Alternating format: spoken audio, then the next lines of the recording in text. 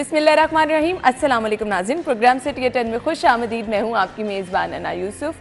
I hope कि आप सब लोग ठीक ठाक होंगे। अपनी सेहत का बहुत सारा ख्याल रखिए और इसके साथ साथ दूसरों का भी ख्याल रखें। जब आप दूसरों का ख्याल रखते हैं, यकीन माने तो आपको अंदर से तसल्ली महसूस होती है, वो आपके चेहरे पर खुशी लाने का बाइस बनती है। छोटी छोटी चीज़ें इनका ख्याल रखें तो हमारी अपनी ज़िंदगी आसान हो जाती है। हमने बढ़ना है आज के प्रोग्राम की तरफ। इससे पहले कि बाकायदा प्रोग्राम के आगाज़ की तरफ जाएं, हम आपकी बर्थडे विश करेंगे, लेकिन 11:05 तक इंतज़ार करना होगा। मेहमान भी आगे चल के ज्वाइन करेंगे, ख़बरों की तरफ भी बढ़ेंगे। लेकिन लाहौरियों के लिए इस वक्त अब तक की बड़ी अपडेट ये है कि जो कोई भी ड्राइवर बगैर ड्राइविंग लाइसेंस बाहर निकलेगा, चाहे वो मोटरसाइकिल सवार है, चाहे वो गाड़ी पर सफ़र कर रहा है, उसको जुर्माना होगा जी 2000 रुपये। और ट्रैफिक कवानीन की अगर आपने पाबंदी यकीनी बनानी है तो मेरे ख्याल से थोड़े से ये सख्त इनिशिएटिव लेने पड़ेंगे। कम उम्र ड्राइवर हो, अब रीज़न कोई भी आप दे दें, मेरे ख्याल से किसी की भी यहाँ पर जो है ना छूट नहीं होनी चाहिए। अगर ये कैंपेन शुरू की है तो इसको मिसाल बनाना चाहिए, ताकि सभी लोग जो हैं फिर कवानीन को, रूल्स एंड रेगुलेशन को फॉलो करें। अगर ऐसा नहीं होगा तो फिर ये जो 15 दिन बाद, 1 महीने बाद आप ये कैंपेन चला रहे हैं और हम बहुत हाईलाइट करके आपको दिखा रहे हैं कि ड्राइवर्स को बगैर ड्राइविंग लाइसेंस चालान होगा, सो उसका कोई फ़ायदा नहीं रहेगा। जहाँ तक रह गई, बहुत सारे लोग कहते हैं कि जी ड्राइविंग लाइसेंस नहीं बन रहा। अब तो इतनी रिलैक्सेशन दे दी गई है, 24 आवर्स जो है वो आप ड्राइविंग लाइसेंस बनवा सकते हैं। क्योंकि बहुत सारे लोगों को ये इशू होता था जी कि मैं ऑफिस हूँ, मैं शाम को जाऊँगा तो ड्राइविंग लाइसेंस सेंटर बंद हो जाएगा।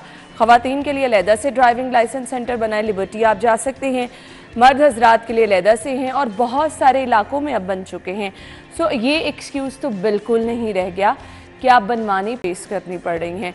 अगर है तो ज़रूर हमारे साथ शेयर करें। हम CTO साहब से एक बार फिर से रिक्वेस्ट करेंगे कि लोगों के लिए आसानी पैदा करें। खैर, अब आ जाते हैं जी इस इक़दाम को हमारे रिपोर्टर्स कैसा देखते हैं।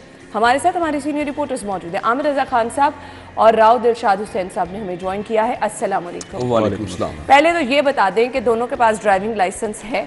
अल्हम्दुलिल्लाह है। बिल्कुल। अच्छा, मेरे पास भी है। और एक दो दफ़ा जब सीट बेल्ट की खिलाफ वर्जी पर मुझे रोका गया तो मुझे किसी ने कहा था अपना ड्राइविंग लाइसेंस कभी नहीं देते। आमिर भाई, ये क्यों कहा गया? वो ऐसे कहते हैं कि वापस नहीं मिलता, फिर लेने जाना पड़ता है। लेकिन अब वो तो खैर मामला ही ख़त्म हो गया। अब तो आपको उसी वक्त ऑनलाइन जुर्माना आप पे कर सकते हैं। अगर आपके मोबाइल के अंदर वो बैंक अकाउंट है और आपने उसकी ऐप की हुई है तो आप वहीं से जुर्माना पे कर सकते हैं। ये अब कोई ऐसा मसला ख़ास रहा नहीं। लेकिन एकदम से 2000 रुपये का थोड़ा मार रहे हैं। मुझे सिर्फ CTO साहब और बाकी ये जो लोग जैसे राव साहब हैं, जैसे सख्त सज़ाओं की अभी बात कर रहे थे, होना चाहिए ऑफ द रिकॉर्ड, जब हम अभी रिकॉर्ड नहीं हो रहे थे तो उस वक्त कह रहे थे मैं आज देखूंगा जी आज कितने चिंची वालों का चलान होगा, क्योंकि उनके पास लाइसेंस नहीं होता और आपके पास चिंची रजिस्टर करने का कानून भी कोई नहीं है। तो मैं देखूंगा, मुझे देखना चाहिए ना जी। मोटरसाइकिल, गाड़ी, ट्रक, वैगन, आप सबको चलान कर रहे हैं तो ये चिंची कोई हवा में दौड़ने वाली चीज़ है नहीं। वैसे है वो ऐसी, लेकिन इसके बावजूद अगर आप उसके आज चलान करेंगे तो शाम को एक फिगर आ जाएगी कि आज आपने 2000, 2500, 4000 चिंचीज़ का चलान किया। 9 में ड्राइवर चलाते हैं, बेतुका और बेधुन चलाते हैं। वो ना उनके पास लाइसेंस है, ना उनके पास गाड़ी की रजिस्ट्रेशन है, कुछ भी नहीं है। 10 लोगों को तो क्या ये कानून से बाला कोई कौम है या कानून से बाला कोई मखलूक है जिसका आप चलान नहीं कर सकते? तो बड़ी मेहरबानी होगी 2000 रुपये का छोड़ आप हमें 4000 का चलान कर दे, गाड़ी वाले को, मोटरसाइकिल वाले को। ये ज़रा चिंची को 2000 का चलान करके मुझे पुलिस वाले दिखाएंगे कि ये इनके पास लाइसेंस नहीं था। शाम को रिपोर्ट आ जाएगी, देख लेंगे। तो फिर लड़ाई झगड़े भी हमने देखा। रिक्शा यूनियन वाले तो जी आग लगाने पे आ जाते हैं अपने रिक्शों को। तो फिर इसका मतलब है ना बनाए ना लाइसेंस। देखिए, इसमें मतलब गाड़ियों वाले भी अपनी आग लगाएं। इनके लिए कुछ अलहदा से कुछ होना चाहिए चिंची वालों का, जिनका आप जिक्र कर रहे हैं। ये नौबत क्यों आती है कि हम बार बार ये इस तरह की कैंपेन शुरू होती हैं? आपको याद होगा कि नो पार्किंग के हवाले से भी बाकायदा लाहौर हाई कोर्ट की डायरेक्शन है कि आप उनकी गाड़ी मौका पर उसको जकड़ेंगे और उसको फ़ाइन करेंगे 2000 रुपये। 1 वे आएंगे या रोंग पार्किंग पे आप नो पार्किंग की किसी जगह पर आप गाड़ी खड़ी करेंगे तो, लेकिन अमल दरामद नहीं हो पाता। अब CTO साहब ने प्लान किया है। मैं समझता हूँ कि 2000 रुपये जुर्माना चले मौजूदा दौर में अगर आप 2000 रुपये जुर्माना करते हैं तो ये एक आम आदमी के लिए तो जाहिर है ज़्यादा ही होगा ऑब्वियसली, बट अगर आप ऑन द होल देखें, अगर आपने कानून पर अमल दरामद करवाना है तो उसके लिए फिर आपको ये जुर्मानों के चक्कर में नहीं पड़ना चाहिए। मैं इससे आगे जाऊंगा थोड़ा। आप सिर्फ 72 घंटों के लिए गाड़ी या मोटरसाइकिल ड्राइवर को बंद करें और खुद देखें कि किस तरह से अमल दरामद, वही पेरेंट्स जो गाड़ियाँ मोटरसाइकिल्स दे रहे होते हैं बच्चों को, वही खुद ही ना रोकेंगे तो फिर कहिएगा। सिर्फ यहाँ पे मसला ये है कि ये हमारे ही लोग हैं, ये जब यूं ही किसी बाहर के मुल्क में जाते हैं तो पैदल भी सिग्नल क्रॉस नहीं करते, उसकी भी रेड लाइट पे खड़े हो जाते हैं। और यहाँ पे अब अगर हम देखें तो यहाँ पर सिग्नल जंप करना तो एक रूटीन है, लेकिन सेफ सिटी की वजह से ज़रूर थोड़ी कमी आई है सिग्नल जंप करने के वाले से, लेकिन दीगर जो वायलेशंस हैं जिनमें सीट बेल्ट की वायलेशन है, हेलमेट की वायलेशन है, फिर कम उम्र ड्राइवर्स, और मैं उस पॉइंट पे वापस आऊँगा, नो उम्र जो बच्चे चला रहे हैं, अगर सीटीओ साहब को अगर नहीं पता तो हम बता देते हैं कि जीटी रोड पर चले जाएं, दरोगा वाला के पास चले जाएं, आपको कमोबेश 200 से 300 नो उम्र जो ड्राइवर्स हैं जिनकी उम्र 12-13 साल है और 12-15 लोगों को वो बिठाकर चला रहे थे, सभी लोग रिस्क पे होते हैं। कितना खतरनाक ये लोग बैठते 12-15 साल। ये चाइना ब्रिज क्या है, शंघाई ब्रिज के नीचे चले जाओ, ये शंघाई ब्रिज में आप देख लें, यहाँ पर ये फिरोजपुर रोड पर चल, मुल्तान रोड पे सारी, फिर मुल्तान रोड पे आपको नजर आएंगे। अच्छा, इसमें हर्ज कोई नहीं है। जो आप रजिस्ट्रेशन की बात कर रहे थे, इसके लिए पंजाब ट्रांसपोर्ट कंपनी ने मुख्तलिफ जोन्स में मुख्तलिफ कलर्स के चिंची रिक्शास को रजिस्टर्ड करने के वाले से प्रीवियस ईयर ये कैंपेन शुरू की थी। अब उसमें अब अपने आप को रजिस्टर नहीं करवाया गया तो एक अलग बात है, और उस पर कोई ना रजिस्टर्ड करने वालों के खिलाफ हमने कोई कार्रवाई भी वैसे नहीं देखी। यानी दाता गंजबख्श जोन है, उसको ग्रीन कलर दे दिया गया कि ग्रीन कलर यहाँ पर होगा, लेकिन इसके साथ साथ वो शराइत भी रखी गई थी कि लाइसेंस इनके पास होगा तो फिर ही ये ऑपरेट कर सकेंगे। मैं ये ग्रीन येलो ब्लू पे नहीं जा रहा, आप करें एंटर कर लें, वो था एरिया के हिसाब से। मैं आपको बताऊं कि मोटर रजिस्ट्रेशन में इनकी रजिस्ट्रेशन का कोई कानून, ये मोटरसाइकिल के तौर पर रजिस्टर्ड। मैंने वाइंड अप करना है, 2000 रुपए चालान का इकदाम अच्छा है या बुरा, एक वर्ड बताने आपने। अच्छा नहीं है, मैं तो नहीं समझता अच्छा है। अल्टरनेट क्या होना चाहिए? अल्टरनेट होना चाहिए, सजा देनी चाहिए। सही कहते हैं, जैसे बुरी दुनिया में वो तो जुर्माना नहीं करते हैं, वो तो आपके लाइसेंस के ऊपर पंच करते हैं, 12 पंच होते हैं, उसके बाद आपके पास लाइसेंस ही नहीं है, जिसके पास लाइसेंस ही नहीं है, और वो यही तो मसला है, उसका क्या करेंगे? राव साहब, जुर्माना होना चाहिए, सजा होनी चाहिए? जुर्माना कोई हल नहीं है। जुर्माने से आप रेवेन्यू तो जनरेट कर लेते हैं, प्राइस कंट्रोल की भी हम बात कर रहे थे, लेकिन हल सिर्फ यही है कि अमलन सजा दें, बेशक 24 घंटे की सजा हो, 24 घंटे आप 550 के तहत गाड़ी मोटरसाइकिल बंद करें और ड्राइवर को रखें हवालात में।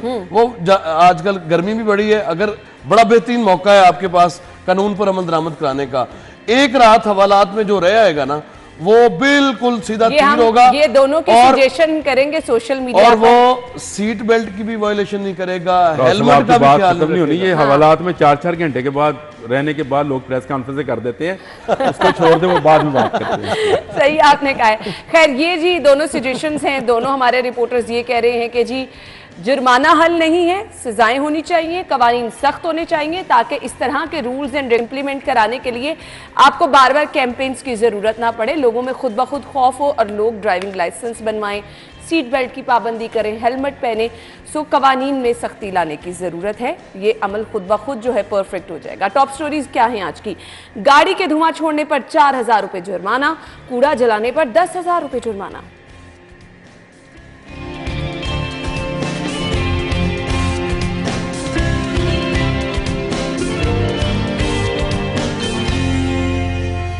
और महकमा खजाना ने कह दिया है कि पैसे नहीं हैं, एलडीए अपने जराए से अकबर चौक फ्लाईओवर मंसूबा खुद ही मुकम्मल करे।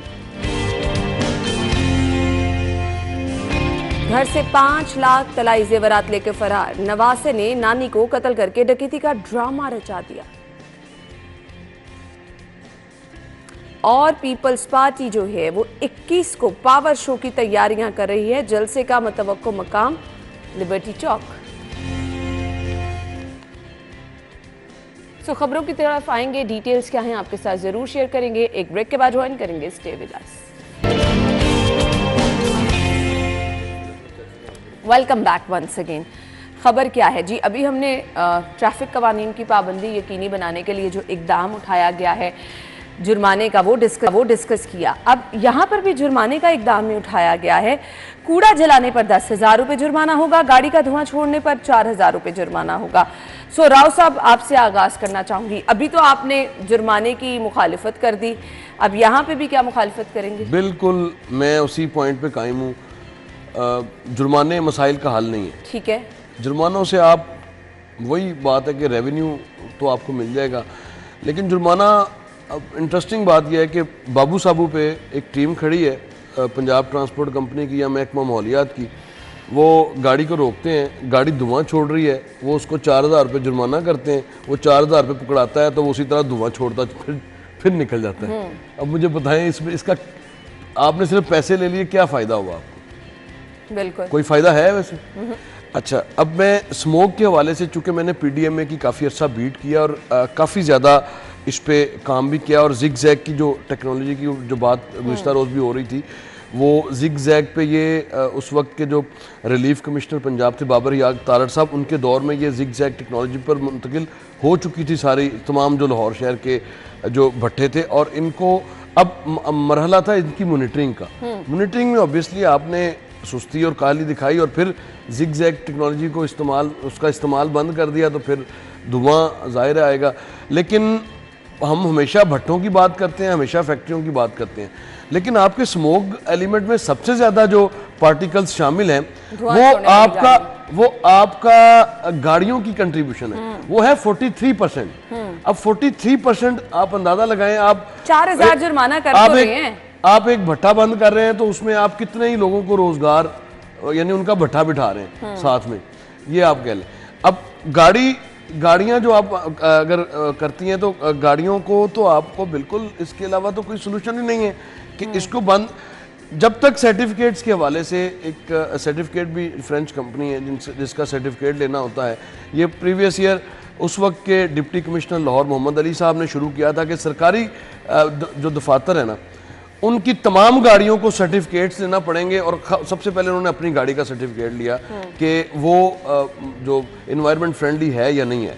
तो ये आप उस सर्टिफिकेट के ऊपर, वो सर्टिफिकेट जिसके पास हो, उसको इजाजत जरूर हो रोड पर आने की। यानी 4,000 अगर धुआं छोड़ने वाली गाड़ी को जुर्माना करते हैं तो ये हल नहीं है? इससे पहले नहीं, इसको हल, इससे अगला एक कदम उठाने की जरूरत है कि आप जो फ्यूल इस्तेमाल हो रहा है आपके यहाँ, वो फ्यूल की क्वालिटी इस तरह की है कि जो ज़्यादा पार्टिकल्स आपके स्मोक के एलिमेंट में शामिल होते हैं, जिसकी वजह से स्मोक आपको नज़र आती है।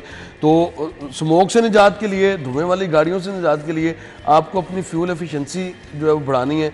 और ये नहीं हो सकता, मजीद ही खराब होगा।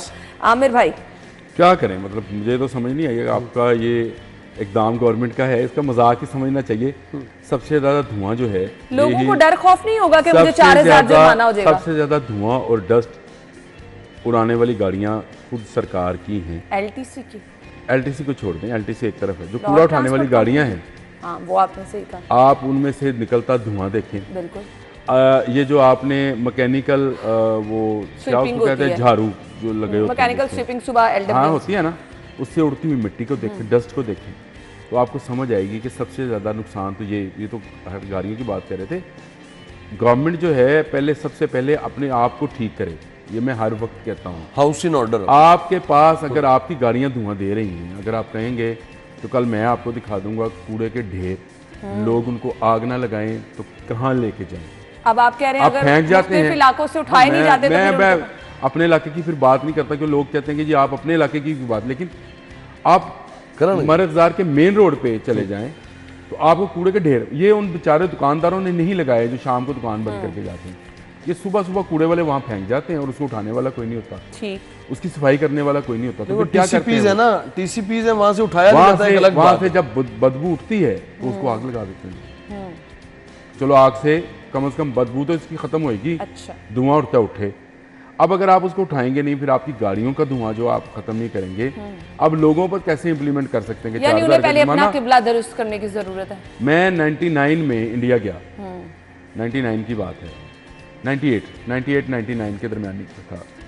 तो एक रिक्शे में सफ़र कर रहा था दिल्ली के अंदर, तो एकदम से रिक्शा ने एक जगह रुका, टायर शॉप थी, तो मैंने कहा भैया क्या हुआ, टायर पंक्चर हो गया? कहता नहीं भैया एक पर्ची लेनी है 1 रुपए की।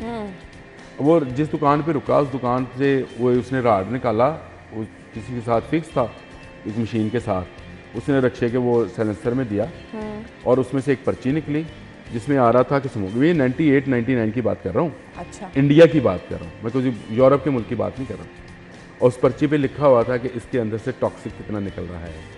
अच्छा। और उसकी 1 रुपया फीस उस रक्शे वाले ने ही दी, ठीक, उस टायर शॉप पे। ठीक है।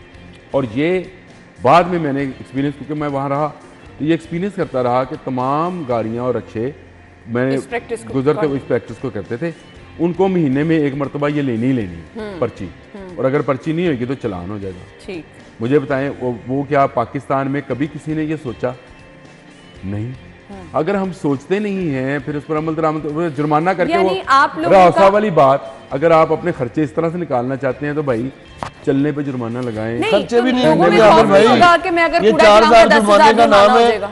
2000 का ऑन स्पॉट, 2000 रुपया इंस्पेक्टर जो मौके पे खड़ा होगा वो पकड़ेगा और गाड़ी वो फिर आप छोड़ मुझे के एक चली चीज जाएगी। बता दें, चले बताएं, एक रोड के ऊपर मरजार रोड के ऊपर कूड़े का ढेर लगा है, उसको सुबह फजर से पहले कोई आग लगा देता है, कौन आके उसको पकड़ेगा? चले मुझे सही बताएं, कहा, 10,000 रुपए किससे वसूल करना है? सही कहा आपने। गुजरते हुए कोई शख्स उसको आग लगा के गुजर गया तो क्या आप उसको कैसे पकड़ेंगे? सही। ये बिल्कुल ख्वाबो ख्याल की बातें हैं। ये एक वक्त एक दौर ऐसा था मुशर्रफ साहब के दौर में, इन्होंने ना दुकानों के आगे कूड़े पे भी वो टैक्स लगा, जुर्माना लगा दिया था, आपको याद है? तो हमारे दर्जी थे इधर मोनी रोड के ऊपर, तो उन बेचारों को कर गए जुर्माना ना, उन्होंने क्या है, कहता यार 2 टाकियां बाहर डिग्गियां पई सी, आके जुर्माने की पर्ची कर गए नहीं तो कि जुर्माना जमा कराओ। इससे आपका हल नहीं निकलने वाला। हल आपका ये है कि आप हाउसिंग ऑर्डर, यानी अपनी गवर्नमेंट के अंदर जो आपकी मशीनरी है पहले उसको ठीक करें, उसके बाद आप चलें, लोग भी आपको फॉलो करेंगे। नहीं तो इस तरह से ये मजाक ही रहेगा, ये जुर्माने कर देंगे 4000 हो रहा वाली बात बिल्कुल ठीक है, 4000 देने के बजाय वो 2000 देगा एहलकार को। लेकिन आदो आमिर आदमी भाई, अब खत्म हो आपकी जाएगा। तजावीज़ जो हैं वो हमारे सामने ही हैं। आप चाहे जुर्माने किए जाएं, आप चाहे आप लोगों की तजावीज़ पर अमल किया जाए, बहुत ज़रूरी है टाइमली इस सूरत हाल को कंट्रोल करना। अदरवाइज़ जिस तरह से माहौल हमारा आलूदा होता चला जा रहा है, फ़ज़ा आलूदा होती चली जा रही है। कल माहौलियात का आलमी दिन भी था और हमने देखा वॉक्स का एहतमाम किया गया, कोई ठोस हिकमत अमली या कोई ठोस प्लानिंग कल भी नहीं की गई है। सो अगर ऐसा ना किया गया तो आपका माहौल मज़ीद ख़राब आलूदा होता चला जाएगा और नतीजतन आपके अस्पताल भर रहे हैं, मज़ीद भरते चले जाएंगे, कुछ नहीं होगा। हम ब्रेक के बाद ज्वाइन करेंगे, स्टे विद अस।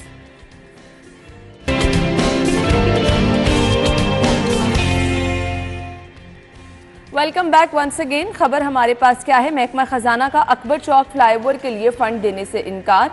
एलडी अपने जराए से ही अकबर चौक फ्लाईओवर मंसूबा खुद मुकम्मल करे। सो सीएम साहब बड़े एक्टिव नजर आ रहे हैं जारी तरक्याती मंसूबों को लेकर, क्योंकि उन्होंने कहा था कि जी ट्रैफिक किसी सूरत जैम रहे ये बर्दाश्त नहीं है और जल्द अज जल्द इन जारी तरक्याती मंसूबों को पाया तकमील तक पहुँचाया जाए। अकबर चौक बहुत अहम मंसूबा है, अगर यहाँ पर काम डिले होता है तो ट्रैफिक का बहुत सारा जो है वो हम देख सकते हैं कि सिस्टम ख़राब हो जाएगा और नतीजतन लोग परेशान होंगे। अब ये जो महकमा खजाना के पास पैसे नहीं हैं, एलडीए को उन्होंने कह दिया कि खुद पैसे लगाएं। एलडीए ने अगर पैसे आमिर भाई ना लगाए तो क्या होगा? क्यों ना लगाए? एलडीए इतना कमाता है कि एक मतलब एक बिजनेस टाइकून ने कहा था कि मुझे एलडीए दे दें और पूरे पाकिस्तान का बजट मैं बना के दे देता हूँ। अच्छा, ये एक थे प्रॉपर्टी टाइकून, अभी भी हैं वैसे, उन्होंने ये बात की। तो मैं ये समझता हूँ कि एलडीए के पास बहुत पैसा है, हर चीज़ जो है खजाने पे बोझ नहीं डालना चाहिए था। जब ये प्रोजेक्ट शुरू किया गया होगा, मेरा नहीं ख्याल कि इसमें कहीं इस तरह के लगूनाज रखे गए होंगे कि पैसा कहाँ से आएगा, क्यों आएगा, ऐसा होता नहीं है गवर्नमेंट्स के काम में। तो एलडीए ने इसमें पूरी शेयरिंग करनी थी, जो कि अभी तक उसने शुरू नहीं की। तो महकमा खजाना का ये कहना मेरा ख्याल है उसी शेयरिंग का हिस्सा है। आपको याद है जब इसका इफ्तिताह हुआ था तो इसके जो उसके बाद इसमें डिज़ाइन में तब्दीली की गई थी और जो प्रोटेक्टेड यू टर्न्स बनने थे उस सारों के पैसे एलडीए ने कहा था कि हम इसको अरेंज करेंगे। तो मेरा ख्याल है कि एलडीए इसके पैसे अरेंज करे और ये काम रुकना नहीं चाहिए। आपने बिल्कुल सही कहा, ये बहुत ही मसरूफ़ चौक है अकबर चौक जिसको बोला जाता है। इसके चारों तरफ जो है आबादियाँ वो इतनी कंजस्टेड हैं कि यहाँ आपको कम से कम 4-5 मरतबा सिग्नल पे रुकना पड़ता था। हम लोग बहुत खुश हैं जिनको रोज़ाना सुबह आते हुए शाम को जाते हुए यहाँ से गुजरना पड़ता है कि ये जल्द से जल्द मुकम्मल हो और जहाँ तक रही बात LDA की, LDA अगर अपनी बोरी में हुए छेद जो है उसको ज़रा बंद करे तो मेरा ख्याल है पैसा काफ़ी इकट्ठा हो सकता है और इसी प्रोजेक्ट पे लगाया जा सकता बिल्कुल है। आपने सही कहा जी राव साहब। देखिए ये इंतहाई अहमियत का हामिल ये प्रोजेक्ट है। नए तौर पर तो ये 2016-17 में ये उस वक्त ये प्लान किया गया था कि ये बनने हैं और उसके बाद 3-4 साल 5 साल गुजर गए। बस मुझे लगता है कि इंतज़ार ये किया गया कि उस वक्त अगर 1.5 अरब का बनना था तो अब ये 3.9 अरब पे जा रहा है, तकरीबन 4 अरब पे, और इसकी 10% आप एस्केलेशन कॉस्ट जो है वो, जो कि लाजमी 10% का डिफरेंस होता है कि वो बढ़नी बढ़नी है। बहरहाल इसमें पैसों का इशू होना नहीं चाहिए और महकमा ख़जाना ये तो ऐसे ही है कि आपने अपने अकाउंट में पैसे रखे हैं और लेने जाएं तो बैंक वाले कहें कि है नहीं आपको पैसे हम दे नहीं सकते। तो महकमा ख़जाना का यही काम है पैसे जारी करना और ये अप्रूव्ड प्रोजेक्ट है। मेरा नहीं ख्याल कि इसमें कोई इशू आएगा।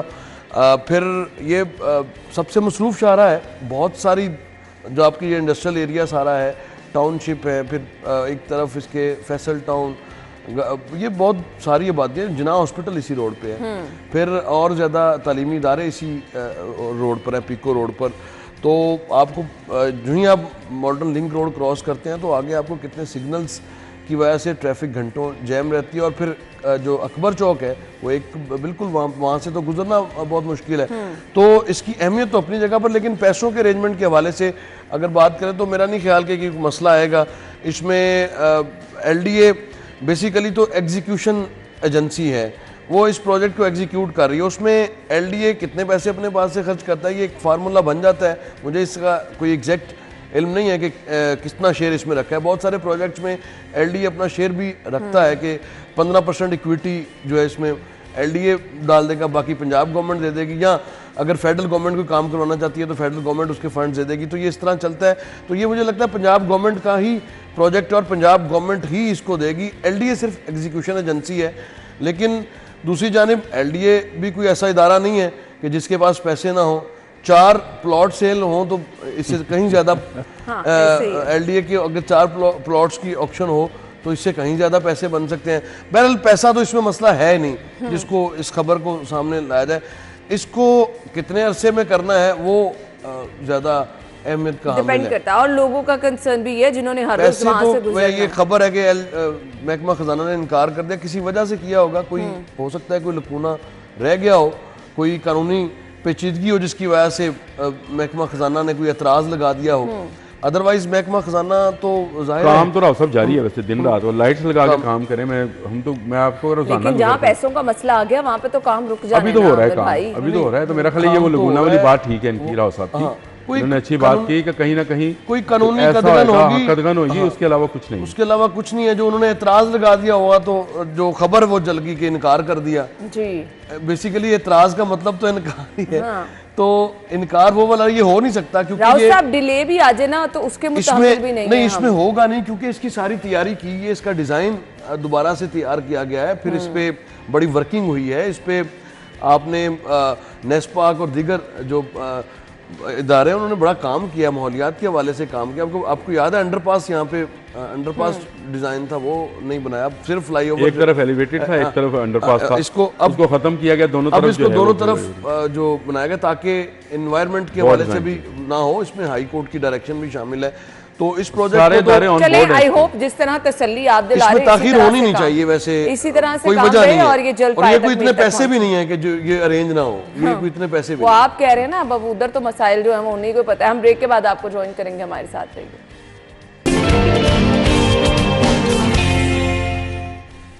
Welcome back once again. और शहर में कुछ हम जराइम की सिचुएशन डिस्कस करेंगे। हालात इस कदर अफसुर्दा हैं और इस कदर परेशान कुन हैं।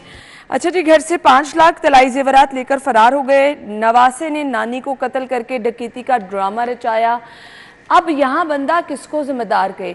चोर डाकू तो एक अलहदा बात है, घरों की दहलीज पे लुट जाना। अब ये जो फैमिली के अंदर ये सब चीज़ें चल रही हैं, लालच, बेरोजगारी, पता नहीं इन चीज़ों की तो इंतहा हो गई है कि लोग हम देख रहे हैं इस इंतहाई इकदाम पर मजबूर होते जा रहे हैं। राव साहब देखिए, लॉ एंड ऑर्डर की सूरत हाल के हवाले से तो ये हर अखबार की आज सुर्खी है।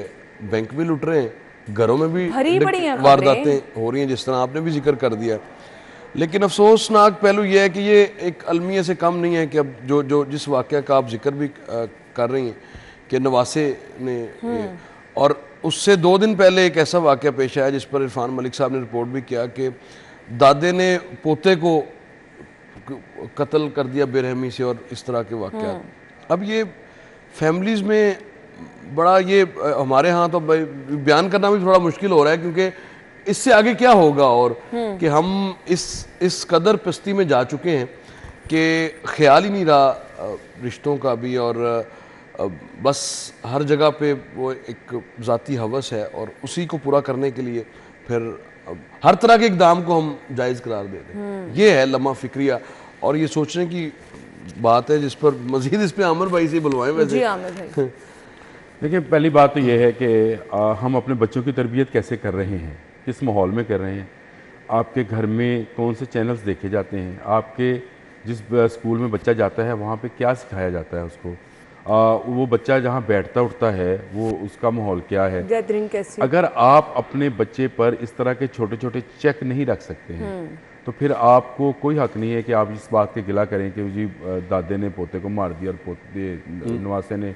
नानी को कत्ल कर दिया। ये फिर जहाँ पैसे की हवस इसी तरह से जिस तरह से बात की इन्होंने उसकी रैट रेस होएगी, हर कोई जो है वो लूट कर ही माल बनाना चाहेगा। इसमें ना बेरोज़गारी कोई कसूर है, कोई काम करना चाहे तो ये नौजवान कर नहीं सकता था जो नानी को कत्ल कर सकता है, क्या वो किसी रोज़गार पे नहीं लग सकता था? लग सकता था ना, लेकिन वो जहन में वो जराइम वो माहौल वो जिसमें पला भरा वो बहुत काउंट करता है। दूसरा जब जितना जितना हम मज़हब से दूर होते चले जा रहे हैं, जो मैंने आपसे बात की, हमने अपने घरों में वो इस्लामी शायर जो हैं जिनका हम खुद भी देखते थे, उसका नज़ारा करते थे कि वालदैन जो थे वो घर में वालदा जो थी वो कुरान पढ़ती थी, नमाज़ पढ़ती थी, फिर उनके साथ जो बेटी जवान हो रही थी वो भी उसी को फॉलो करती थी, जो बेटा देख रहा होता था वो बाप के साथ मस्जिद में जाता था, मस्जिद में खेलता भी था, उसको पता चलता था कि अज़ान के बाद क्या करना है, नमाज के बाद कहाँ बैठना है। मैं एग्री करती हूँ 100%। कहीं ना कहीं आपको नहीं लगता हमारी रियासत पे रिस्पॉन्सिबल है? रियासत की क्योंकि हालात ऐसे क्रिएट किए गए कि भूख, अफलास, महंगाई इस कदर बढ़ गई। रियासत की रिस्पॉन्सिबिलिटी होगी। यहाँ तो बादशाह ने अपने बाप को कैद कर दिया था, उसको बात को छोड़ दी। रियासत की कहीं ना कहीं रिस्पॉन्सिबिलिटी होती है। दुनिया में आज तक क्राइम फ्री कोई रियासत नहीं बनी, नहीं बनी तो हाथ काटने की सजा दी गई ना। जो आइडियल सबसे आइडियल दुनिया में एक रियासत बनी थी उसमें भी तो चोरी चकारी जराइम थे, सजाएं क्यों रखी गई थी, संसार क्यों किया गया था, दुरे कोरे क्यों मारे गए थे, तो ये सारी उस वक्त भी थी। हमें खुद को, मैं इस्लाम जो आपको तसव्वुर देता है वो पहले आपको खुद को बदलने का तसव्वुर देता है, जो मैं हमेशा बात करता हूँ कि अपने आप से शुरू करें फिर उसके बाद जाएं। अब आ जाए शहर में डकैतियों पे, ये जो कल बैंक भी लूट गया, लेकिन उससे ज़्यादा दिलचस्प खबर नीचे है, उसकी तस्वीर लगी है जी एक। निगरान सूबाई वजीर डॉक्टर जवेद अकरम और IG पंजाब एक कंटीन का इफ्तिताह कर रहे हैं खाने पीने के लिए ना, दोनों मिलके खाने पीने की एक कंटीन का इफ्तिताह कर रहे हैं। ये खबर अच्छी है। पुलिस वेलफेयर के हवाले से IG साहब से आप 2 घंटे बुलवा लें, बहुत अच्छा बोलते हैं माशाल्लाह, जबरदस्त। उनकी प्रेस कॉन्फ्रेंस जो है, मैं सबकी प्रेस कॉन्फ्रेंस मिस करता हूँ, मास भाई अपने IG साहब की, क्योंकि वो बोलता है इतने खूबसूरत हैं और किसी को मौका भी नहीं देते माशाल्लाह, साथ में जो मर्जी बैठा भी हो, तो बोलते बहुत खूबसूरत हैं। लेकिन ये क्राइम कंट्रोल करने के लिए लाए गए हैं, बोलने के लिए नहीं। बिल्कुल, और ये मेरे ख्याल से वक्त की अहम जरूरत है। पुलिस की वेलफेयर का जितना कहा, आपने ब्रेक पे जाना है, अपडेट एक शेयर हाँ वो करें, लेकिन IG साहब से जरा प्लीज करें कि नहीं, मैं रिक्वेस्ट करूंगी कि लॉ एंड ऑर्डर की सूरत हाल प्रेस कॉन्फ्रेंस कम और उस पर ज्यादा जोर दें। बहुत जरूरी है कि इस वक्त शहर में ये जो जराइम हैं इनको कंट्रोल करें, अदरवाइज लोग बेचारे ऑलरेडी महंगाई से परेशान हैं, हालात कहीं से सपोर्ट नहीं करे और कसर सारी जो है वो यहाँ पर चोरियों डकैतियों में निकल जाती है। खैर, अच्छा जी, ये तो थी अपडेट। हमारे पास वक्त कम है। Thank you so much Aamir भाई, आपके वक्त का शुक्रिया। राव साहब, आपके वक्त का शुक्रिया। नाज़रीन, हमने चलना है एक ब्रेक की तरफ, आप हेडलाइंस जानिएगा, फिर इंशाल्लाह शो में वापस आएंगे, हमारे साथ रहिए।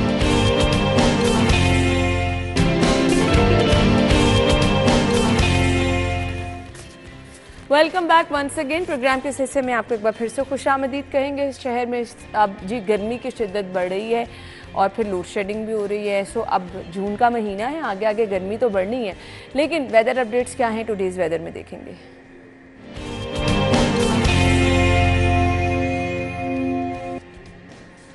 हमारे साथ हमारी रिपोर्टर कोमल इस वक्त मौजूद हैं, उनकी तरफ चलेंगे। ओवर टू यू कोमल।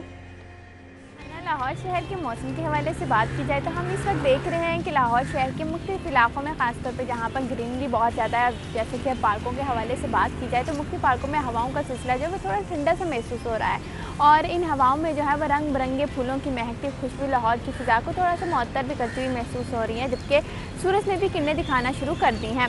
और अगर बात की जाए लाहौर में रंग बिरंगे फूलों के हवाले से तो हम देख रहे हैं कि उसमें भी एक अलग सा निखार नज़र आ रहा है और हवाओं में झूमते हुए नज़र आ रहे हैं, जहाँ जबकि शहरी भी दूसरी जानिब सुबह की वजह से फ़ायदा उठाते हुए भी नज़र आए हैं। इसी तरीके से बात की जाए लाहौर में टेम्परेचर के हवाले से तो मौजूदा दर्जा हरारत जो है वो 34 डिग्री सेंटीग्रेड रिकॉर्ड किया जा रहा है और इन हवाओं के झोंकों में जो शहर लाहौर के मुख्तलिफ परिंदे हैं वो भी फ़िज़ा को खूब इंजॉय करते हुए नज़र आ रहे हैं।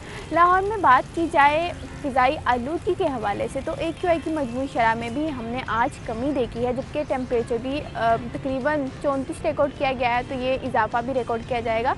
लेकिन मुख्तलिफ इलाकों में इस टेम्परेचर की नोयत जो है वो कहीं पर बहुत ज़्यादा रिकॉर्ड की जा रही है, कहीं पर बहुत कम भी महसूस किया जा रहा है। अब आने वाले दिनों में मौसम जैसा कि बताया महकमा मौसमियात की जानिब से कि मज़ीद गर्म होने वाला है, तो मज़ीद गर्म होने का मकसद है कि जो AC है AC की कूलिंग भी आपको जो है वो इतनी कोई ख़ास महसूस नहीं होने वाली है। तो कोशिश करें कि हमें कुछ इस तरह की भी सिचुएशन नहीं करनी है कि हम AC से अचानक गर्मी की तरफ मतलब बाहर का रुख करें, तो इससे जो है वो हमें गर्मी भी लग सकती है और जिसकी वजह से जो मनफी असरात हैं वो भी देखने में नज़र आ सकते हैं और शहरी बहुत जल्द बीमारियों के घिराव में भी आ जाते हैं। तो लिहाजा जो है वो गर्मी को बहुत ज़्यादा एहतियात के साथ आपने गुजारना है, क्योंकि लाहौर शहर में गर्मी जो है वो बहुत ज़्यादा महसूस की जाती है और काफ़ी हद तक बढ़ती भी है। तो इस दफ़ा भी जो है वो महकमा मौसमियात की जानिब से टेम्परेचर में खातिरखा इजाफा देखने के हवाले से इम्कानात भी ज़ाहिर कर दिए गए हैं। जी ठीक है जी, बहुत शुक्रिया। हमारे साथ कोमल मौजूद थी और इन्होंने हमें बताया मौसम कैसा रहेगा। अब आगे हम वेदर अपडेट्स तो हर रोज़ आपके साथ शेयर करते करते हमें इंतज़ार कर रहे हैं वो लोग जिनके आज बर्थडे हैं। हम सबसे पहले हमारे सिटी न्यूज़ नेटवर्क के सीनियर रिपोर्टर हैं दुर्रे नायाब, जिनकी आज बर्थडे है। तो दुर्रे नायाब हमारे शो का भी हिस्सा हैं, उनको हम स्पेशली सिटी एट 10 टीम की जानिब से सालगिरह की बहुत बहुत मुबारकबाद देना चाहेंगे और सिटी न्यूज़ नेटवर्क की जानिब से सालगिरह की बहुत सारी मुबारकबाद देना चाहेंगे।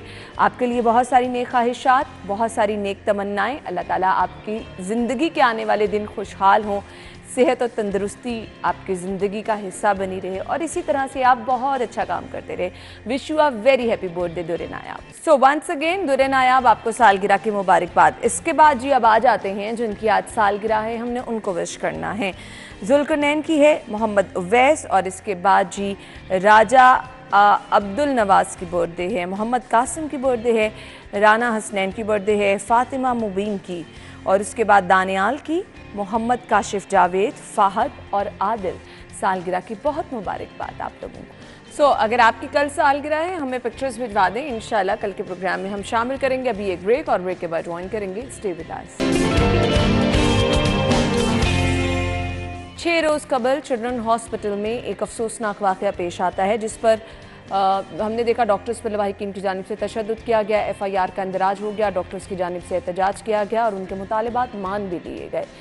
उसके बाद से आज तक शहर के तमाम टीचिंग हॉस्पिटल्स में हालात ये हैं कि OPD में हड़ताल चल रही है। डॉक्टर्स की जानिब से OPD में आए मरीज़ों को कैटर नहीं किया जा रहा। अब शहर में बड़े हस्पताल हैं, टीचिंग हॉस्पिटल हैं, दूर दराज से लोग इन हस्पतालों में आते हैं। आप अभी गंगाराम हॉस्पिटल चले जाएं, सर्विसेज चले जाएं, जहां पर आपको मरीज़ों की भरमार नज़र आएगी, लेकिन डॉक्टर्स हड़ताल पे हैं। सवाल ये पैदा होता है, जब डॉक्टर्स के मुतालिबात मान लिए गए तो इस हड़ताल का मकसद क्या है? जो मरीज़ बेचारे आ रहे हैं उनका कसूर क्या है? दूर दराज से यहाँ पर मरीज़ आते हैं शहर लाहौर में इस गर्ज से कि बड़ा शहर है, बड़े हॉस्पिटल्स हैं, उनको इलाज मुआलजा अच्छा मिल जाएगा, फौरी मिल जाएगा। लेकिन यहाँ आके जब पता चलता है कि अस्पतालों में हड़ताल है, तो वो मरीज़ कहाँ जाएं? प्राइवेट डॉक्टर्स अफोर्ड करना अब मरीज़ों के लिए मुश्किल हो चुका है। खैर, अब इसका ऑल्टरनेट क्या हो सकता है? किस तरह से ये एहतजाज जो है वो ख़त्म होगा? मज़ीद कौन से ऐसे मुतालिबात हैं जो मनवाना चाह रहे हैं? इस पर भी हम बात करेंगे। सदर पंजाब पैरामेडिकल एसोसिएशन मोहम्मद अरशद भट्ट ने हमें ज्वाइन किया है शो में। अपने मेहमान को खुश आमदीद कहेंगे। अस्सलाम वालेकुम। वालेकुम अस्सलाम। इस अफसोसनाक वाक़े के बाद से हमने देखा कि मुतालिबात तो डॉक्टर्स के मान लिए गए, FIR का इंदराज भी हो गया। सो अभी तक जो शहर के अस्पतालों में एहतजाज चल रहा है उसकी वजह क्या है, कुछ बताएंगे आप? जी बिस्मिल्लाह रहमान रहीम। सबसे पहले तो जो इंसिडेंट हुआ है अपना चिल्ड्रन हॉस्पिटल लाहौर में, उसकी हम भरपूर मजम्मत करते हैं। सेकेंडली जो आपका क्वेश्चन है कि स्ट्राइक क्यों चल रही है, अभी जो पहला मुतालबा था FIA लॉन्च होने का वो भी हो गया। सेकेंडली वो बंदे भी अरेस्ट हो गए हैं जिन्होंने ये इंसिडेंट अटैक किया था डॉक्टर पे। सर जो इशू जो हमारा एहतजाज चल रहा है उस पर अब ये एक सिक्योरिटी बिल का इशू आ रहा है। सिक्योरिटी बिल का जो हमारा मुतालबा GHA का, ये डॉक्टर का, नर्सिंग का, पैरामेडिक्स का अब से नहीं है, ये पिछली 2-3 गवर्नमेंट से चल रहा है। क्योंकि ये इंसिडेंट पहला नहीं है, इससे पहले भी बड़े इंसिडेंट हो चुके हैं। हमारा वो मुतालबा वो चीज़ वहीं की वहीं रहती है। वो जो सिक्योरिटी बिल की तहफ़्फ़ुज़ के लिए हमने जो सिफारिशें बना के गवर्नमेंट के टेबल पे टाई अप करके दी हुई हैं, मेरा ख्याल उस पर उनको इम्प्लीमेंट करना चाहिए। उस लिहाज सिर्फ ये एक मुतालिबा है। अब डू यू थिंक ये आप समझते हैं कि ये मुतालिबा इतना बड़ा मुतालिबा है कि अस्पतालों के OPD में आप हड़ताल करें? मरीज़ जो इतनी दूर से आ रहे हैं, दूसरे शहरों से आ रहे हैं, उनको यहाँ का पता चल रहा है और मुतालिबा सिर्फ ये है। नो डाउट आई एग्री कि आपके मुतालिबात पूरे होने चाहिए, जहाँ दीगर हुए आपका ये वाला मुतालिबा भी बिल्कुल जायज़ है, इस पर फौरी अमल दरामद होना चाहिए। पर मरीज़ों बेचारों का क्या कसूर है? जो पेशेंट की आप बात कर रहे हैं, हमारा बिल्कुल ये नस्बो लाइन नहीं है कि हम उनको सफ़र कराएं या उनको परेशानी पैदा की जाए। हमारा से एक सिक्योरिटी बिल अगर तहफ़्फ़ुज़ दिया जाता है मुलाज़मिन को, हम उनकी खिदमत के लिए बैठे हैं। और मैं ये भी कहता हूँ कि हमें थोड़ा टाइम गवर्नमेंट को देना चाहिए, कि गवर्नमेंट को भी कोई लचक खानी चाहिए कि हमें कोई 10 दिन दे या 15 दिन का टाइम दे। उस पर हम आपका सिक्योरिटी बिल का ना अपना मंजूरी दे देते हैं, वो कोई कानून लागू हो जाता है। लेकिन गवर्नमेंट की तरफ से वो पॉजिटिव रोल प्ले नहीं हो रहा, हमारी तरफ से भी कोई अच्छा जी मैसेज आ रहा। हम इसके हक़ में नहीं है कि पेशेंट सफ़र करे। हमें, मेरा भी पैरामेडिक के पॉइंट ऑफ व्यू से ये मैं भी कहता हूँ कि हमें। आप खुद कौन से हॉस्पिटल में होते हैं? मैं सर्विस हॉस्पिटल में। सर्विसेज हॉस्पिटल में होते हैं। सिर्फ वहाँ बता दें कि दिन 9 बजे से 8 बजे से अगर हम स्टार्ट करें तो कितने मरीज OPD में आते हैं? आई थिंक हमारा पेशेंट जो रोज़ाना की बुनियाद पर 5 से 6 हज़ार पेशेंट होता है हमारा। अब आप खुद अंदाज़ा कर सकते हैं कि अगर OPD में हड़ताल चल रही है तो ये 5 से 6 हज़ार पेशेंट किधर जाएंगे? बिल्कुल आपकी बात और सही है। इनमें से दूसरे शहरों से कितनी बड़ी तादाद? लाहौर से बाहर से भी काफ़ी आते हैं। 15 या 20% लोग होंगे जो लाहौर से बाहर से आते हैं। तो स्पेशलिटी हर जगह पे नहीं होती, कोई म्यो में है, कोई जनरल में है, कोई सर्विस में है, कुछ गंगाराम में है। तो उसमें हम कहते हैं कि पेशेंट वाकई सफ़र नहीं करना चाहिए। हम आपकी बात से बिल्कुल मुतफिक है। हम गवर्नमेंट को भी ये मैसेज देना चाहते हैं कि हम बिल्कुल और टेस्ट के हक़ में नहीं है, एहतजाज के हक़ में, लेकिन जब ये मजबूरी, ये हमारे लिए परेशानी पैदा की जाती है, फिर हमें ये कदम उठाना पड़ता है। मैं अब भी ये कहता हूँ कि हमें थोड़ा सा इस पर रिव्यू लेना चाहिए। 6 रोज़ हो गए, किसी ने बातचीत करने की कोशिश की? ये फर्स्ट डायलॉग हुए थे, उन्होंने कोई 1-2 चीज़ें की थी, FIR लॉन्च हो गई, अरेस्ट हो गए हैं, ठीक है। कोई एक डॉक्टर का मुतालबा था, कोई जो नेगलिजेंसी तो हुई है ना, वो सिक्योरिटी लैप्स हुआ ना वहाँ पे चिल्ड्रन हॉस्पिटल में। हम सिर्फ चाहते हैं कि वो उनका भी मेरा अभी तक वो फाइनल नहीं हुआ, तो उस पर जो सिक्योरिटी ऑफिसर उस पर वो कार्रवाई की गई। लेकिन जो मेन इशू है वो है कि सिक्योरिटी बिल का तहफ़्फ़ुज़ देना। वो पैरामेडिक्स है, वो नर्सिस है, वो डॉक्टर हैं, वो PMA है, जो भी हैं, YC हैं, लेकिन उनका तहफ़्फ़ुज़ भी तो होना चाहिए। अगर आप C42 में यहाँ बैठे हैं, आपको बाहर सिक्योरिटी अपना तहफ़्फ़ुज़ दे रही है, सारे काम कर रही है, तो कोई भी आके अटैक करता है तो उन्होंने सेफ तो करना ना आप। तो अगर आपकी सेफ्टी नहीं है, अब यहाँ रह के भी महफूज नहीं है, आप ये भी खिदमत है चल रही है, वहाँ तक मैसेज पहुँच रहा है। हॉस्पिटल में मरीज़ों की खिदमत होती है, वो कहते हैं। उन्हीं मरीज़ों में से कुछ लोग अपना वाइपर होते हैं, अटैक करते हैं मुलाजमीन पे, वो इशू क्रिएट होते हैं।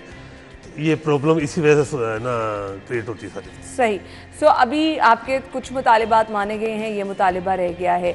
आपने कहा कि शुरू में बातचीत हुई, उसके बाद अभी तक किसी ने आपके इस मुतालिबे पर कोई रद्द-ए-अमल नहीं दिया। लेट्स सपोज 6-7 रोज़ ऑलरेडी गुजर गए हैं।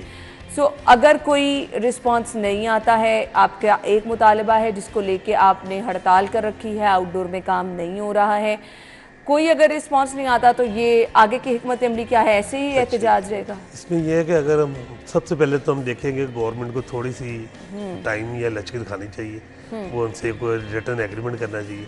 लेकिन हमारी कोशिश है कि हम लचक दिखाने को तैयार हैं, हम OPD खोलने को भी तैयार हैं, लेकिन थोड़ा सा गवर्नमेंट हमें रिलीफ दे या वो टाइम। आपको नहीं लगता कि YDA के मसाइल कुछ नेक्स्ट लेवल के हैं?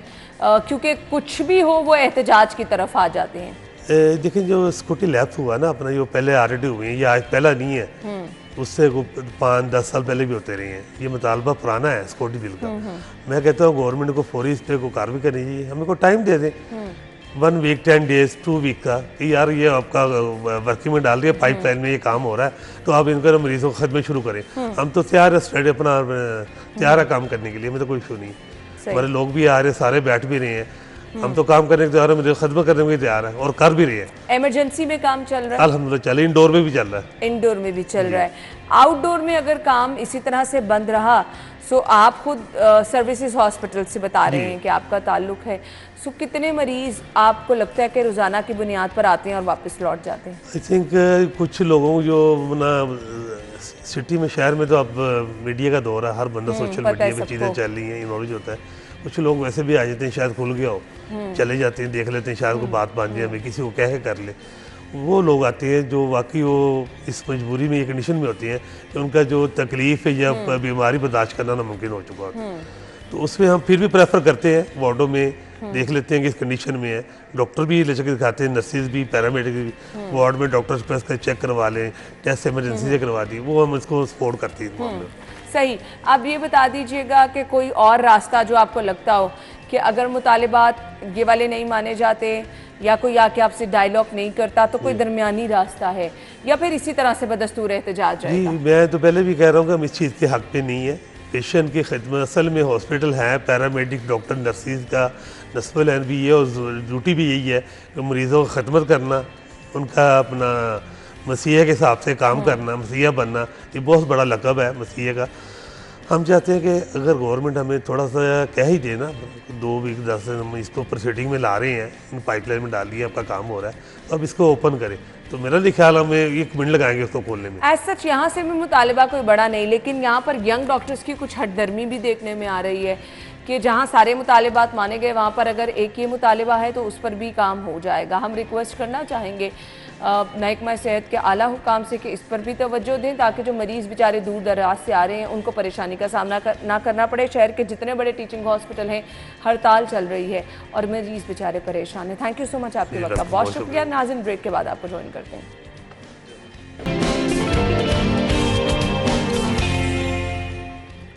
खुश आमदीद एक बार फिर से कहेंगे। ज़िंदगी में हर मुसलमान की सबसे बड़ी ख्वाहिश ये होती है कि वो अल्लाह ताला के घर की ज़ियारत करे, और कुछ लोगों की ख्वाहिश ये तो होती है, लेकिन इससे थोड़ा हट के वो कुछ प्लान करते हैं कि वो जाएं भी, और उनकी लगन का अंदाज़ा यहाँ से लगाया जा सकता है कि हम लोग तो जैसे उम्रे की सादत हासिल की और बड़ा इजी सफ़र रहा, जहाज़ पे हमने सफ़र किया, लेकिन आज के मेहमान जिन्होंने साइकिल पर उम्रे की सादत हासिल की और ये प्लान किया कि वो उम्रा करने जाएंगे लेकिन साइकिल पर, गुजरांवाला से उन्होंने अपने सफ़र का आगाज़ किया। 5 महीनों में ये सफ़र जो था मुहित था।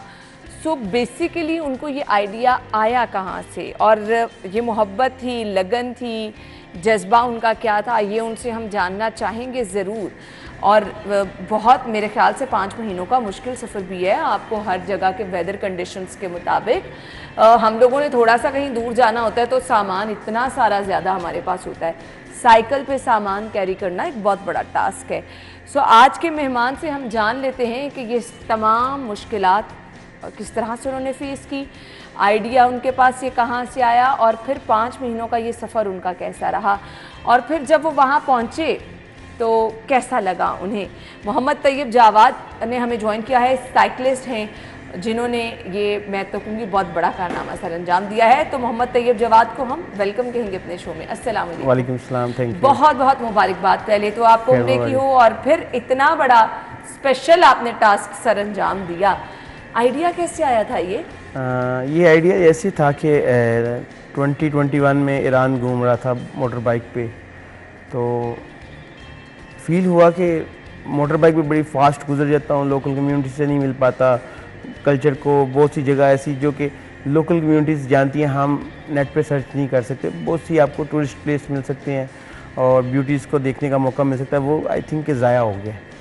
तो उस दौरान फिर ये एक आइडिया किया कि नेक्स्ट जब भी निकलना है कंट्रीज से, सरहदों से बाहर, तो साइकिल पे निकलना है। अच्छा। तो इसमें एक बेहतरीन आइडिया यही था कि हरम और ताजदारी हरम का सफ़र किया जाए। सुभान अल्लाह। तो इस तरह फिर आगाज़ हुआ, जिसका आगाज़ 9 जनवरी को तकरीबन 2023 को किया, और पाकिस्तान से होते हुए कोयटा से, ताफ्तान से सऊदी अरेबिया में और नहीं सॉरी ईरान में, ईरान के बाद फेरी से शारजा, दुबई, अबू धाबी और फिर सऊदी अरब में इंटर हो गया।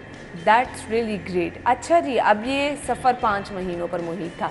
सबसे पहले तो बता दें, ये जो आपने साइकिल जिसको सफ़र के लिए आपने मुंतखब किया, क्या स्पेशल था इस साइकिल में? ऑब्वियसली इसको तो आपको पूरा प्रिपेयर करना पड़ा होगा। असल में जो साइकिल लेना चाहते थे, इंपोर्ट करना चाहते थे, हमारी कंट्री में इतनी ज़्यादा फैसिलिटीज़ नहीं है, तो हमने उसी कंपनी को फिर प्रेफर किया जो हमें साइकिल इंपोर्ट करने में मदद दे। तो जायंट कंपनी की साइकिल ली, टूरिंग साइकिल लॉन्ग टूर के लिए तो जैसी थी लेकिन बेहतर थी, बहुत बेहतर थी। तो उसके साथ फिर काफ़ी चीज़ें कंफर्टेबल रहा सफ़र? कंफर्टेबल, अल्हम्दुलिल्लाह कंफर्टेबल था। काफ़ी चीज़ें भी साथ अपने कैरी करनी। कैसे सामान कैरी किया? मैंने कहा हमने तो कहीं थोड़ी देर के लिए जाना होता है तो वो लगेज ज़्यादा होता है, तो आपने क्या क्या ज़रूरी सामान साथ कैरी ज़रूरी किया? सामान था जैसे कि स्लीपिंग बैग है, उसके बाद कैंप है, मेडिसिन्स हैं, ड्राई फ्रूट्स है, हल्के फुल्के कपड़े जहाँ हैं। कहीं रात होती थी कैंप लगा के सो कैंप जाते? लगा के सो जाता था। कोई सिक्योरिटी इशू नहीं रहा, कोई नहीं, परेशानी नहीं? बिल्कुल। पाकिस्तान से लेके सऊदी अरेबिया तक ये बड़े मेहमान नवाज लोग हैं। पाकिस्तान किसी भी खित्ते में आपको मिले तो अल्हम्दुलिल्लाह पाकिस्तान बहुत सेफ़ कंट्री है, जैसा कि हम सोचते हैं वैसा बिल्कुल नहीं है। क्योंकि मैं पहले भी टूर करता हूँ नॉर्दर्न एरियाज़ के, बलूचिस्तान के, सिंध के, और बहुत सेफ़ है। मैं तो इंटरनेशनल कम्युनिटीज़ को भी एक स्ट्रॉन्ग मैसेज भी जो है वो आवाम तक पहुंचा। अच्छा जी, इसके साथ साथ मुझे बताइएगा वेदर कंडीशंस को, क्योंकि हम सर्दी गर्मी के हिसाब से कपड़े कहीं जाते हैं तो लेके जाते हैं, आपने कैसे वेदर कंडीशंस को मीट किया? बिल्कुल जी बिल्कुल। अभी जब स्टार्ट था तो विंटर चल रहा था और फिर मुझे याद है रास्ते में स्नोफॉल भी मिली और काफ़ी सख्त थी कोयटा की स्नोफॉल। उसके बाद जब पाकिस्तान से ईरान में दाखिल हुआ तो ज़ायदान में पहली रात ही स्नोफॉल मिली और ज़ायदान से लेके वो बाम तक काफ़ी एरिया जो था स्नोफॉल से कवर था, लेकिन इंजॉय करता गया और काफ़ी ज़्यादा उसमें लुत्फ़अंदोज़ होता गया। उसके बाद फिर कानूज रुफ जा रहा था तो वो माउंटेन्स थे वो टोटली कवर्ड थे, लेकिन अल्हम्दुलिल्लाह अबूर किया। फिर एकदम जब बंदर अब्बास पहुंचा तो ईरान का गर्म तरीन शहर का भी फिर अंदाज़ा हो गया। वहाँ पे फिर इन कपड़ों की मुस्ताद की ज़रूरत तो नहीं पड़ी। कुछ चीज़ें फिर वहीं पे छोड़ दी जो समझा कि लेके जाना, कैरी करना ज़रूरी नहीं है। उसके बाद फिर बैरी जहाज़ से शारजा चला गया। शारजा को आपको पता है जो था गल्फ़ कंट्रीज़ हैं वो तो पहले ही ऑलरेडी बड़े गर्म इलाके हैं, तो वहाँ पे जाके फिर आपको फ़ील होता है कि आप गर्म इलाकों में आए हैं। लेकिन अल्हम्दुलिल्लाह वहाँ भी काफ़ी ज़्यादा टूरिंग स्पॉट्स हैं, वो देखते हुए निकलता गया और सऊदी अरब की सरज़मीन में दाखिल हो गया।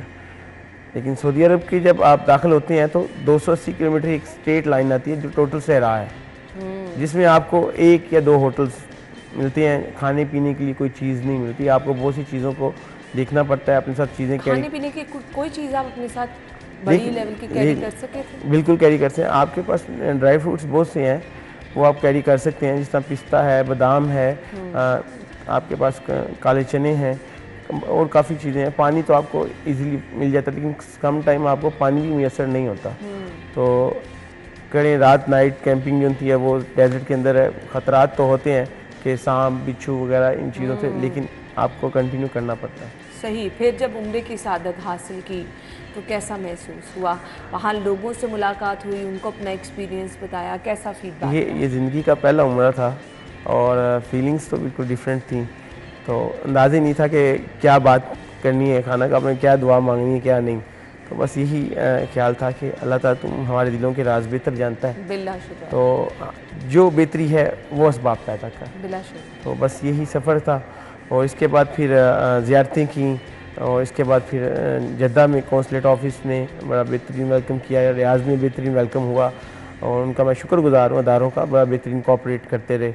और उसके बाद फिर मदीना मुनव्वरा में पहुँचा तो अल्हम्दुलिल्लाह यकम रमज़ान मुबारक था। अच्छा। और रमज़ान तकरीबन जो था मदीना मुनव्वरा में गुज़रा, ईद भी वहीं पे गुज़री और बेहतरीन सफ़र के बाद में खैबर, अलूला और तबूक से होते हुए कुछ प्रॉब्लम्स आई वीज़े की, क्योंकि हम थर्ड कंट्रीज़ में जाके वीज़े अप्लाई नहीं कर सकते।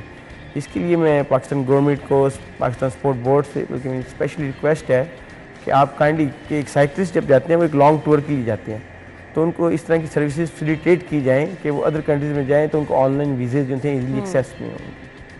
ठीक है, तो ये चीज़ें जो हैं वो गवर्नमेंट को ज़रूर सपोर्ट करनी चाहिए ताकि तैयब जैसे बहुत सारे लोग जो कि इस तरह का कुछ एडवेंचर करने का शौक़ रखते हैं, उनके लिए रास्ते आसान हो जाएं।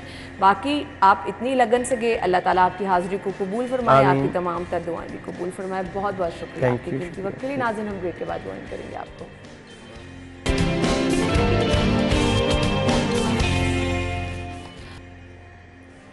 मार्केट से ज्वाइन करें हमारे रिपोर्टर हाफिज़ दिलावर, उनसे जानेंगे आज की रेट लिस्ट। जी ओवटी हुआ है, जबकि सरकारी रेट लिस्ट और बाजार में फ़रोख्त होने वाली सब्जियों की कीमतों में जो फ़र्क है वो बरकरार है। सबसे पहले प्याज की कीमत की बात की जाए तो 65 रुपये सरकारी रेट लिस्ट के मुताबिक, जबकि बाजार में 85 रुपये तक प्याज जो है फ़रोख्त हो रहा है।